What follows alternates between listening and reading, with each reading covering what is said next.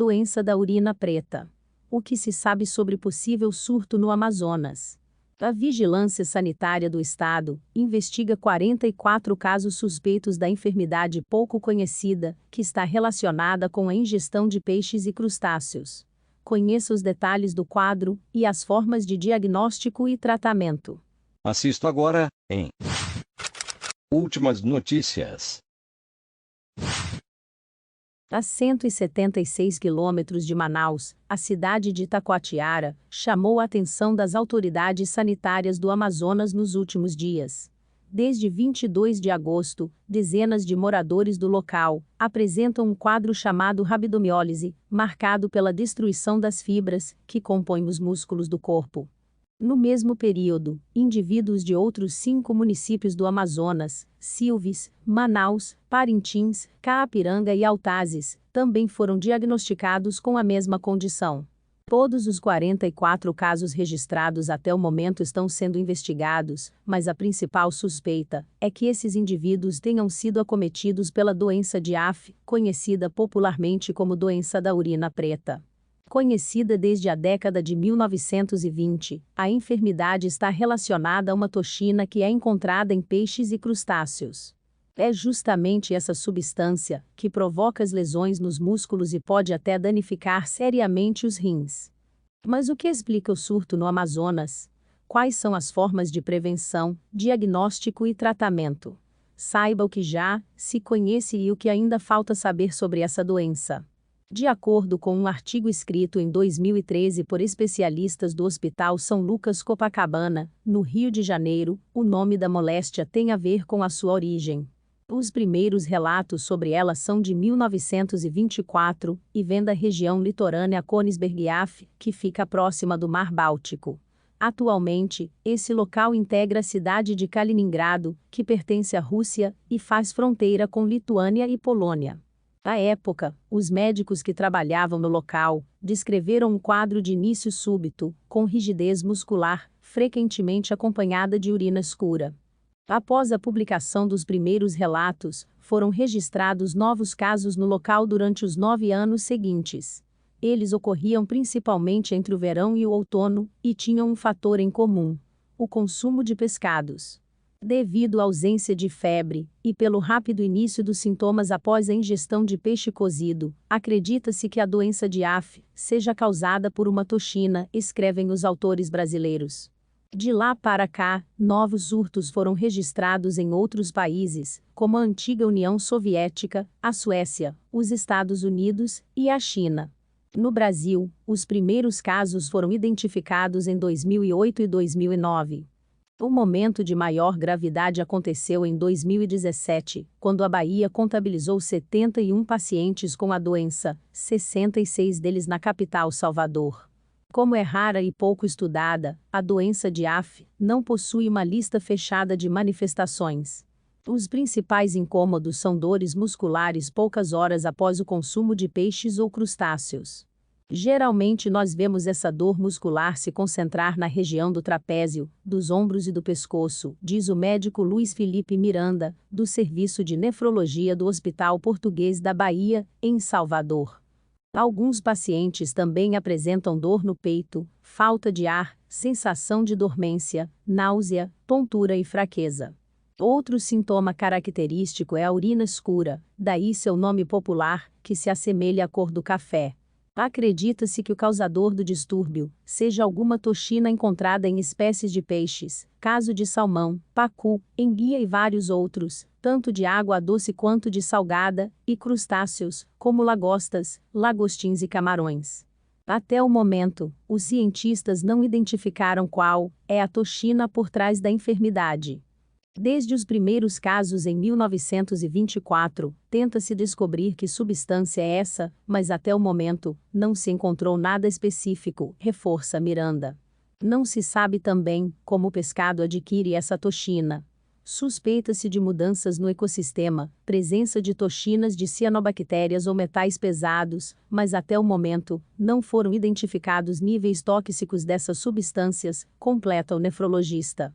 Pelo que se sabe, todas essas repercussões no corpo têm a ver com a tal da rabdomiólise, uma destruição progressiva das fibras, que compõem os músculos esqueléticos, aqueles responsáveis pelas nossas contrações e movimentos. Com o tempo, o conteúdo dessas células musculares é despejado no sangue, o que muitas vezes leva a uma segunda complicação: a insuficiência renal. Isso acontece porque um dos componentes das células musculares é a mioglobina, uma enzima tóxica para os rins. De acordo com o artigo do Hospital São Lucas Copacabana, o diagnóstico da doença de AF pode ser feito no próprio consultório, com análise dos sintomas e a confirmação de que o paciente comeu peixe nas últimas 24 horas. Para ter 100% de certeza, é possível fazer exames de sangue, que determinam a destruição muscular. Eles medem o nível de enzimas, como a mioglobina e a creatinofosfoquinase. Na maioria das vezes, o quadro costuma evoluir bem, mas há risco de morte, especialmente em pessoas com comorbidades. O indicado é procurar ajuda logo após o aparecimento dos primeiros sintomas, para que o diagnóstico seja feito o mais rápido possível. Quando o paciente precisa ficar internado, uma das principais formas de tratamento é fazer uma hidratação reforçada. Uma boa quantidade de líquidos permite dissolver e diminuir a concentração de impurezas no sangue, o que facilita o trabalho dos rins. Nós também suspendemos o uso de medicações, que podem lesionar ainda mais os músculos e os rins, como as estatinas e os anti-inflamatórios, complementa Miranda. Quando os rins já estão acometidos, muitas vezes é preciso apelar para a hemodiálise, procedimento em que uma máquina faz a filtração do sangue por um período específico, ou pelo resto da vida daquela pessoa. Se os recursos terapêuticos já são escassos, a prevenção da doença de AF é ainda mais incerta. Não há nada específico que possa ser feito para evitar a enfermidade. Não existem formas de identificar a toxina. Ela não tem cheiro, gosto ou cor e não desaparece após o cozimento da carne. Em linhas gerais, a orientação é procurar um hospital quando aparecem os sintomas nas primeiras 24 horas após o consumo do peixe ou do crustáceo, e não fazer uso de medicamentos por conta própria, conta Miranda. De acordo com a última nota publicada no site da Fundação de Vigilância em Saúde do Amazonas, FVS Amazonas, até 30 de agosto, haviam sido identificados 44 casos de rabdomiólise. A cidade mais afetada é Itacoatiara, com 34 pacientes e um óbito. Na sequência, aparecem os municípios de Silves, 4 casos, Manaus, 2, Parintins, 2, Caapiranga, 1, e Altazes, 1. Nesta segunda-feira, 30/8, seguem internadas 10 pessoas, todas de Itacoatiara. Os demais pacientes receberam alta hospitalar, informa a entidade. Por ora, as autoridades locais seguem investigando o problema e não confirmam oficialmente que o surto seja realmente da doença de AF, embora essa seja a principal suspeita. Isso porque a rabdomiólise pode ter outras causas, como traumatismos, atividade física extenuante, crises de convulsão, uso de medicamentos e álcool, ingestão de metais pesados ou consumo de alimentos, como os pescados.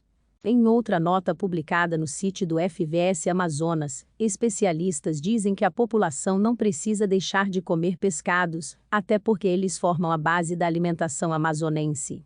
O importante é entender que, se formos comparar o nível de consumo de peixe com o número de casos de rabdomiólise, a gente vê que é uma relação mínima, porém, não menos preocupante. Qualquer situação que coloque em risco a saúde das pessoas deve ser avaliada com cuidado, as pessoas devem ser tratadas da maneira mais adequada possível, e temos que ter preocupação também com o aspecto econômico e nutricional, orienta no texto o infectologista Antonio Magela, da Fundação de Medicina Tropical Dr. Heitor Vieira Dourado, em Manaus. Ainda trabalhamos no campo das hipóteses. Pode ser uma bactéria, um vírus, ou até mesmo uma toxina. As pessoas têm um quadro clínico sugestivo de intoxicação após a ingesta alimentar e é de evolução rápida. Até hoje, em todas as situações que isto ocorreu, com todas as análises de amostras, de tecidos, não se conseguiu ainda dar uma confirmação da causa real desses casos de rabdomiólise, que são associados à prévia ingestão de peixes, completa o infectologista. Desde 2017, outros casos suspeitos ou confirmados da doença de AF foram relatados não apenas no Amazonas, mas também em Ceará, Alagoas, Bahia, Pernambuco e Goiás. Se inscreva para acompanhar a cobertura desta e de muitas outras notícias. Veja também essas outras notícias que podem ser do seu interesse.